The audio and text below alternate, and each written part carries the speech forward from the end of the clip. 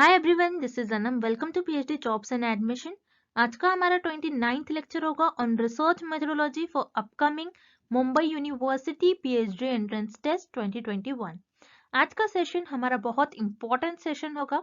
इस वीडियो में मैंने पेट एग्जामिनेशन से related previous year questions discuss करे हैं। आप इस वीडियो को एंड तक जरूर देखिएगा, इससे आपको आइडिया लग जाएगा कि आपके पेट एग्जाम में कैसे क्वेश्चंस आते हैं। स्टूडेंट्स, आपकी प्रिपरेशन के लिए हमने रिसर्च मेथोडोलॉजी का कंप्लीट कोर्स लॉन्च किया है और इस कोर्स में हम आपको full syllabus video lectures, full syllabus notes, 10 full syllabus mock test and 700 plus practice questions PDF provide करेंगे। इस पीडीएफ में हमने रिसर्च मेथोडोलॉजी के सारे इंपॉर्टेंट क्वेश्चंस कवर करे हैं। सो जैसे कि आपको पता है कि आपके पेट एग्जाम के लिए बहुत कम डेज बचे हुए हैं। अगर आप इस पीडीएफ के क्वेश्चंस को एक बार गो थ्रू भी कर लेते हो तो हम आपको गारंटी देते हैं कि आप इजीली इस एग्जाम को क्रैक कर सकते हो। सो स्टूडेंट्स, एग्जाम में आप इस पीडीएफ से 15 to 20 डायरेक्टली क्वेश्चंस एक्सपेक्ट कर सकते हो। सो इस पीडीएफ के साथ साथ हम आपको full syllabus video lectures, notes and 10 full syllabus mock test भी प्रोवाइड कर रहे हैं। So this much material is more than sufficient for your preparation. To join this batch, contact us on this number. In this lecture, we will look at previous year questions for PET examination. So let's begin with the video. What does the longitudinal research approach actually deal with? इस question में हमें find out करना है कि longitudinal research होती क्या है, longitudinal research किस चीज से डील करती है। तो जैसे कि आप नेम में ही मीनिंग देख रहे हो, longitudinal research वो रिसर्च होती है जो एक लॉन्ग पीरियड ऑफ टाइम के लिए की जाती है। ओके, तो longitudinal research में रिसर्चर वेरिएबल्स को ऑब्जर्व करते हैं, वेरिएबल्स को लॉन्ग टर्म के लिए ऑब्जर्व करते हैं, वेरिएबल्स को कुछ लंबे समय तक ऑब्जर्व करते हैं, इसलिए लॉन्जिट्यूडिनल रिसर्च को हम कहते हैं लॉन्ग टर्म रिसर्च। अब हम एग्जाम्पल के थ्रू समझते हैं। मान लीजिए यहाँ पर रिसर्चर को रिसर्च करनी है स्मोकिंग एंड स्टमक कैंसर के बीच में देखना है रिसर्चर को क्या रिलेशन है। ओके, सो रिसर्चर क्या करेंगे, यहाँ पर कुछ लोगों को लेंगे जो कि रिसर्चर का डेटा हो जाएगा। तो रिसर्चर उस डेटा को लेकर कुछ टाइम तक, कुछ टाइम इंटरवल पर ऑब्जर्व करेंगे और इन्हीं लोगों पर टेस्ट परफॉर्म कर ये देखेंगे कि स्मोकिंग करने से क्या स्टमक पर कुछ अफेक्ट होता है, स्मोकिंग से क्या स्टमक कैंसर होता है। तो यहाँ पर रिसर्चर एक लॉन्ग टर्म तक स्टडी कर रहे हैं, ये स्टडी को एक लॉन्ग टर्म तक परफॉर्म कर रहे हैं, इसलिए लॉन्जिट्यूडिनल रिसर्च को हम कहते हैं लॉन्ग टर्म रिसर्च। देन आपको ऑप्शन बी गिवन है short term research. Short term research वो रिसर्च होती है जो एक कम टाइम तक की जाती है, ना कि एक लंबे पीरियड ऑफ टाइम तक। दैट्स वाई यहाँ पर आपका ऑप्शन बी इनकरेक्ट हो जाएगा।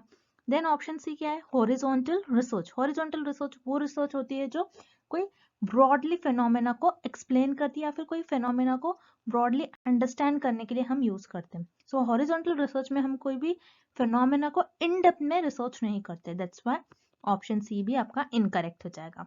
So here correct option is option A, longitudinal research को हम कहते हैं long term research.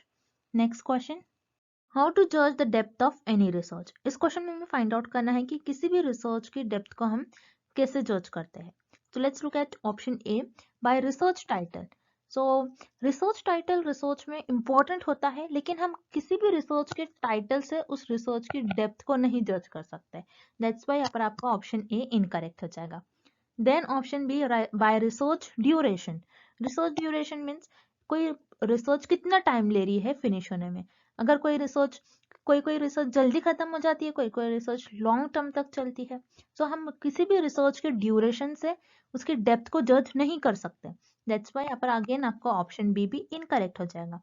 Then option D, by total expenditure on research means उस रिसर्च पर कितना मनी स्पेंड हो गया है, उससे भी हम किसी भी रिसर्च की डेप्थ को जज नहीं कर सकते। दैट्स वाई यहाँ पर आपका ऑप्शन डी भी इनकरेक्ट हो जाएगा। Then option C, by research objectives. So यहाँ पर आपका ऑप्शन सी करेक्ट हो जाएगा, बिकॉज हम किसी भी रिसर्च को जज कर सकते हैं उसके ऑब्जेक्टिव से। ऑब्जेक्टिव मीन्स हियर व्हाट, कि वो उस रिसर्च का एम क्या है, उस रिसर्च का गोल क्या है, हम वो रिसर्च क्यों परफॉर्म कर रहे हैं, क्या उस रिसर्च के रिजल्ट से सोसाइटी को कुछ बेनिफिट होगा। ओके, सो हम किसी भी रिसर्च के डेप्थ को जज करते हैं बाय इट्स ऑब्जेक्टिव्स। सो यहाँ पर आपका ऑप्शन सी करेक्ट हो जाएगा, by research objectives. Moving on to the next question, and appendix is, इस क्वेश्चन में फाइंड आउट करना है हमें अपेंडिक्स क्या होता है। सो स्टूडेंट जिसके आप देख रहे हो ये question, this is very simple and easy question. मैंने अपने लेक्चर में भी आपको ये बताया था। अपेंडिक्स हम थीसिस राइटिंग में लिखते हैं। सो अपेंडिक्स थीसिस राइटिंग के एक्स्ट्रा चैप्टर्स में आता है, जिसमें रिसर्चर अपने टॉपिक से रिलेटेड कुछ एक्स्ट्रा इंफॉर्मेशन और एक्स्ट्रा नॉलेज अपेंडिक्स में लिखते हैं, ताकि दूसरे रिसर्चर उस कॉन्सेप्ट को अंडरस्टैंड कर सके या फिर दूसरे लोग उस कॉन्सेप्ट को इजीली अंडरस्टैंड कर पाए और दूसरे रिसर्चर उस पर्टिकुलर इंफॉर्मेशन का यूज कर कर आगे रिसर्च परफॉर्म करें। दैट्स व्हाई यहाँ पर आपका ऑप्शन ए करेक्ट हो जाएगा, एन एडिशनल टू बुक और document containing explanatory matter. Then यहाँ पर आपको ऑप्शन बी गिवन है सेकेंडरी सोर्स। सेकेंडरी सोर्स क्या होता है? जो ऑलरेडी अवेलेबल डेटा होता है उसे हम कहते हैं सेकेंडरी सोर्स। सो यहाँ पर आपका ऑप्शन बी इनकरेक्ट हो जाएगा, बिकॉज रिसर्चर अपने टॉपिक से रिलेटेड कुछ न्यू और कुछ एक्स्ट्रा इंफॉर्मेशन लिखते हैं। दैट्स व्हाई यहाँ पर आपका ऑप्शन बी इनकरेक्ट हो जाएगा। देन ऑप्शन सी आपका गिवन है डेट ऑफ फर्स्ट पब्लिकेशन। सो हम अपेंडिक्स में ये भी नहीं लिखते कि आपकी रिसर्च कब पब्लिश हुई है। दैट्स व्हाई यहाँ पर आपका ऑप्शन सी भी इनकरेक्ट हो जाएगा। Then option D the art of writing history. Appendix में हम हिस्ट्री नहीं लिखते हैं, अपेंडिक्स में बस जो भी एक्स्ट्रा इंफॉर्मेशन होती है रिसर्चर की वो लिखते हैं, ना कि कोई हिस्ट्री को लिखते हैं। दैट्स व्हाई यहाँ पर आपका ऑप्शन डी भी इनकरेक्ट हो जाएगा। So your correct option is option A, an additional to a book or document containing explanatory matter. Next question. In testing a hypothesis, the error present is. इस question में हमें find out करना है जब हम hypothesis को test करते हैं तो कौन से एरर होने का चांसेस होते हैं। सो रिमेंबर, जब भी हम हाइपोथेसिस को टेस्ट करते हैं तो there will be chance of type 1 and type 2 error. That's why यहाँ पर आपका ऑप्शन बी करेक्ट हो जाएगा।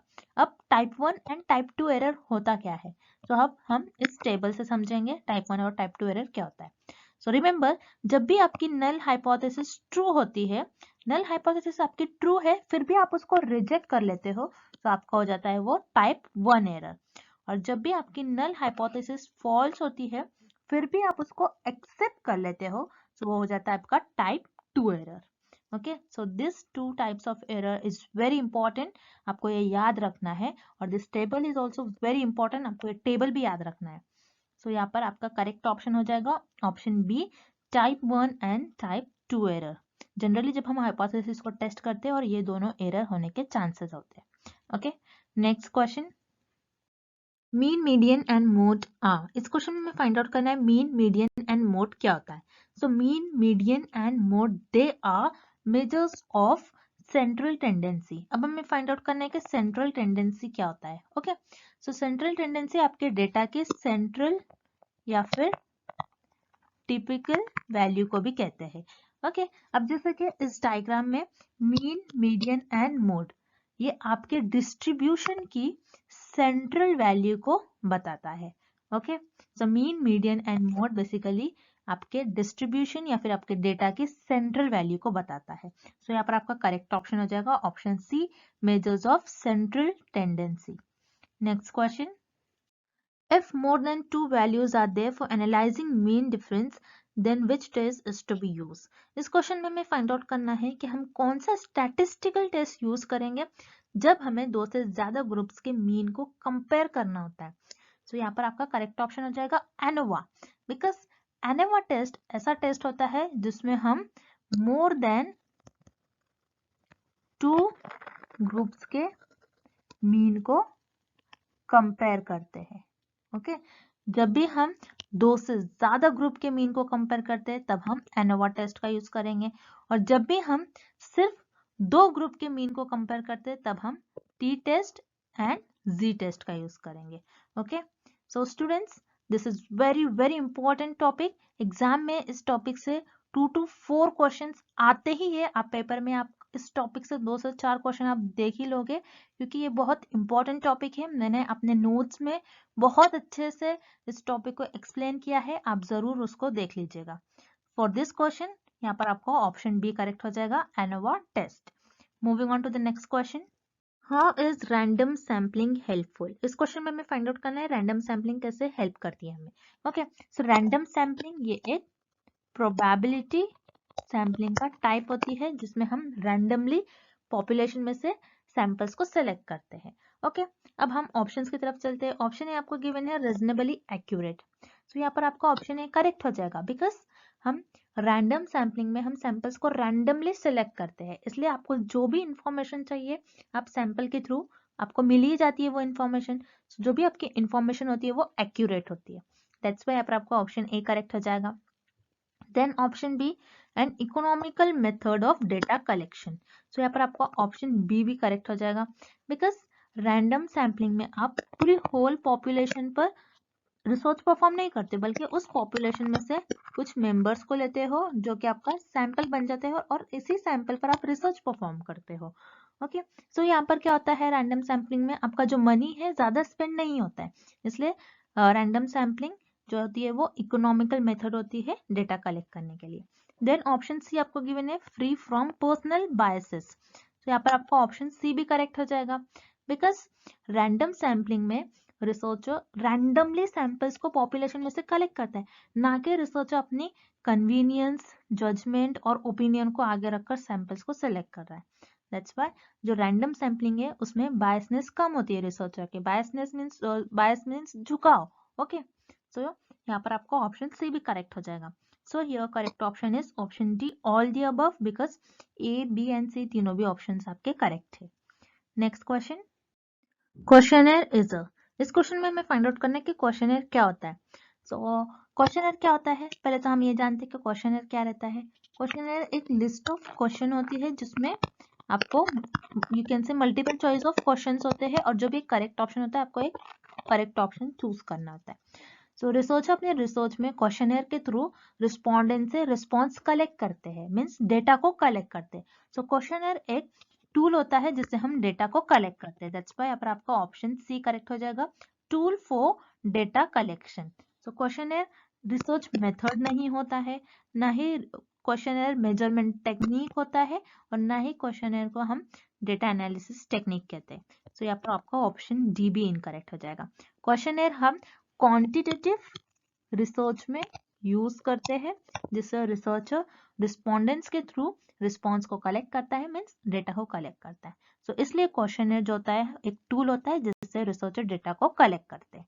Okay, next question, control group is a term used in. इस क्वेश्चन में हमें फाइंड आउट करना है कि कंट्रोल ग्रुप ये टर्म हम किस रिसर्च में यूज करते हैं।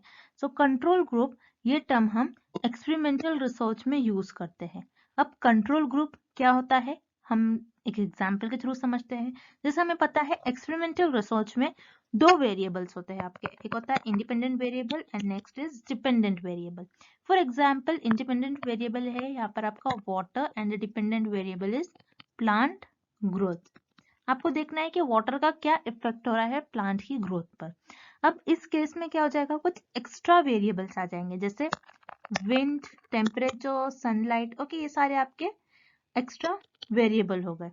अब इस केस में क्या हो जाएगा, ये जो एक्स्ट्रा वेरिएबल्स होते हैं जिन्हें हम कहते हैं एक्सट्रेनियस वेरिएबल, ये वेरिएबल एक्सपेरिमेंटल रिसर्च में स्टडी का पार्ट तो नहीं होते हैं, लेकिन फिर भी ये डिपेंडेंट वेरिएबल को अफेक्ट करते हैं। ओके, सो इस केस में एक्सपेरिमेंटल रिसर्च में एक टर्म आ जाता है और एक वेरिएबल आ जाता है जिसे हम कहते हैं कंट्रोल वेरिएबल।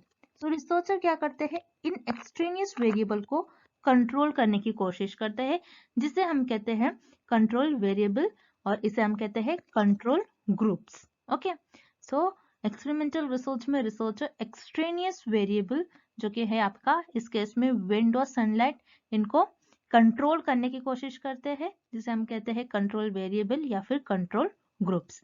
दैट्स व्हाई यहाँ पर आपका करेक्ट ऑप्शन हो जाएगा option C, experimental research. Next, DOI stands for. इस क्वेश्चन में हमें फाइंड आउट करना है कि DOI का फुल फॉर्म क्या होता है। सो पहले तो हम जानते हैं कि DOI होता क्या है। सो जब भी रिसर्च अपने रिसर्च को ऑनलाइन पब्लिश करता है तो उसको एक नंबर मिलता है, उसको हम कहते हैं डिजिटल ऑब्जेक्ट आइडेंटिफायर। सो अगर किसी को भी आपका या फिर रिसर्चर का आर्टिकल फाइंड करना है तो वो DOI नंबर के थ्रू आपके आर्टिकल को फाइंड करते हैं। तो यहाँ पर DOI का फुल फॉर्म होता है डिजिटल ऑब्जेक्ट आइडेंटिफायर। तो यहाँ पर आपका ऑप्शन डी राइट हो जाएगा, digital object identifier. Here the right answer is option D. Okay, Thank you for watching this video. Good luck with your preparations.